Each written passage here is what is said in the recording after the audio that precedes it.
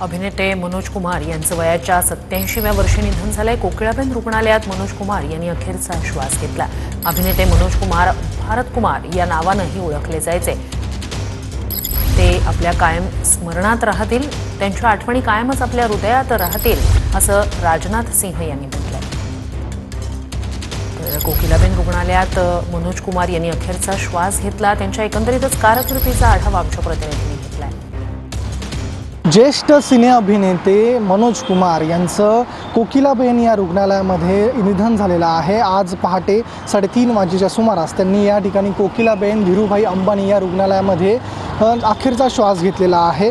24 जुलै 1937 रोजी मनोज कुमार यांचा जन्म झाला होता आणि त्यांचं खरं नाव हरिकृष्ण गिरी गोस्वामी असं होतं। जवळपास 87 वर्षांचं निधन झालेलं असून या धीरूभाई अंबानी या रुग्णालयामध्ये आज पहाटे 3:30 वाजेच्या सुमारास त्यांनी अखेरचा श्वास घेतलेला आहे। मनोज कुमार हे देशभक्तीपर चित्रपटांसाठी ओळखले जायचे। त्यांना भारत कुमार म्हणूनही या संदर्भात ओळखले जायचे। देशभक्तीपर गाणे असतील, चित्रपट असतील, यामुळे त्यांची ख्याती झालेली होती आणि त्यामुळेच त्यांना भारत कुमार म्हणूनही ओळखले जायचे। उपकार, पूरब पश्चिम, क्रांती, रोटी कपडा और मकान हे त्यांचे यशस्वी चित्रपट आहेत। कॅमेरा पर्सन गणेश रहाटेसह मी ऋतिक गणकवार, TV9 मराठी, मुंबई।